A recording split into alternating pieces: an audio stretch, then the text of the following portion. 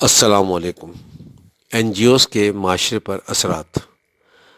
ہمارا معاشرہ اور ہماری تہذیب جس تیزی کے ساتھ تنزلی کا شکار ہے، اس کی سب سے بڑی وجہ معاشرتی عدم مساوات کے ساتھ ساتھ افراد کی تربیت کا فقدان بھی عدم برداشت کا باعث ہے، جس میں نوجوانوں کی ایک بڑی تعداد شامل ہے، اور عدم برداشت دین سے دوری کا سبب بھی ہے، اور ایسے منفی سوچ رکھنے والے لڑکوں اور لڑکیوں کو یہ آزاد خیال این جی اوز اپنے جال میں پھنسا کر ان سے اپنے مقاصد پورے کرتی ہیں۔ ان کا مقصد ہی یہ ہوتا ہے کہ معاشرے میں مایوسی پھیلائی جائے اور سیکولرزم یا دہریت کی راہ ہموار کی جائے۔ اپنے ان عزائم کو پورا کرنے کے لیے کوئی کلچر ڈے منا رہا ہے، کوئی مدر ڈے منا رہا ہے، کوئی ناچ گانے کی محفل سجا رہا ہے، کوئی این جی اوز یتیموں کو کھانا کھلا رہی ہیں، کوئی دوائیاں تقسیم کر رہا ہے۔ اگر آپ اسلامی نقطہ نظر سے دیکھیں تو یہ کوئی دین کی خدمت نہیں ہو رہی، بلکہ لوگوں کو میٹھا زہر دیا جا رہا ہے، جس کی وجہ سے ان کے اندر محنت اور جستجو کی لگن ختم ہوتی جا رہی ہے، ان کی عزت نفس اور خود اعتمادی ختم ہو رہی ہے، اور اس میٹھے زہر سے مرنے والوں کی تعداد میں دن بدن اضافہ ہوتا جا رہا ہے، کیونکہ اب وہ اس تلاش میں رہتا ہے کہ کہیں سے مفت کھانے کو مل جائے تو کہیں سر چھپانے کے لیے کوئی چھت مل جائے، کیونکہ اب وہ کام کرنا نہیں چاہتا۔ اور یہ این جی اوز اپنے مقاصد حاصل کر کے دین دشمن طاقتوں سے کروڑوں روپے حاصل کرتی ہیں۔ اس کی ایک وجہ ہمارے ملک کے کرپٹ حکمران بھی ہیں۔ اس لیے پاکستان میں ان آزاد خیال این جی اوز کا مستقبل بہت روشن ہے، کیونکہ حکومتی ادارے اپنی ذمہ داری نبھانے میں ناکام ہیں،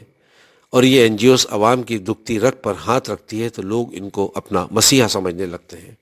اور یہ این جی اوز ان کو دین سے دور لے جاتے ہیں اور غیر محسوس طریقے سے مغربی نظریات کو نہ صرف پھیلاتے ہیں بلکہ اس کو فروغ بھی دیتے ہیں، اور اس طرح دین کا قتل عام کرتے ہیں،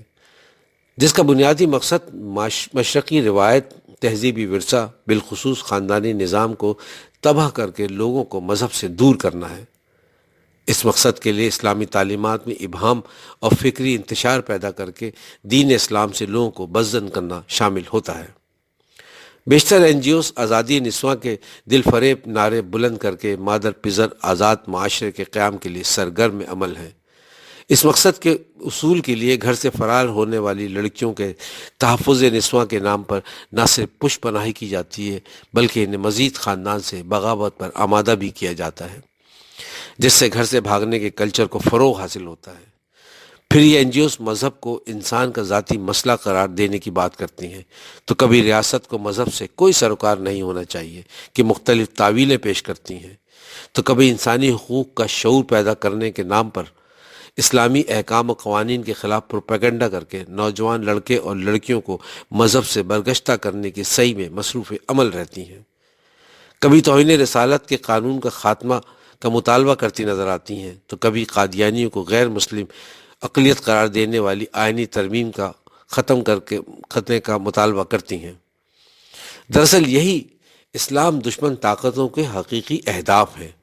جنہیں وہ اپنی این جی اوز کے ملازمین اور لادین افراد سے بیانات دلوا کر میڈیا میں موجود اس قسم کا ذہن رکھنے والوں کو استعمال میں لا کر حاصل کرنے کی خواہش مند رہتے ہیں، اور ان اہداف کو حاصل کرنے کے لیے این جی اوز کو بھاری فنڈ فراہم کیے جاتے ہیں، جس کے سبب ہمارا معاشرہ تیزی کے ساتھ تنزلی کا شکار ہوتا چلا جا رہا ہے۔ ہماری بدقسمتی ہے کہ چند شر پسند اور خود غرض مفاد پرست اور طاغوتی طاقتوں کے اعلی کار عناصر نے حصول زر کے لیے پاکستانی عوام اور مسلمانوں کے جذبات سے کھیلنا شروع کیا، پھر ان کو مذہب اور لاقانونیت کے نام پر اکسانے کے لیے سوشل میڈیا، الیکٹرانک میڈیا اور پرنٹ میڈیا کا استعمال کیا گیا۔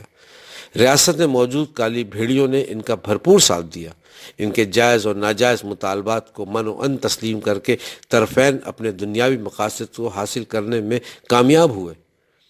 اب ضرورت اس امر کی ہے کہ ہماری تہذیب اور ثقافت کو اسلام دشمن ہتھ کنڈوں سے بچانا ہمارا اولین فرض ہے، تاکہ اس دجل فریب کے نظام کو پوری استطاعت سے ختم کیا جا سکے، جس میں کسی قسم کی کوتاہی اور غفلت کا ارتکاب نہ صرف وطن عزیز سے غداری اور بے وفائی ہے بلکہ اسلام دشمنی بھی ہے۔ اللہ ہم سب کا حامی و ناصر ہو۔ والسلام، بابر فاروقی۔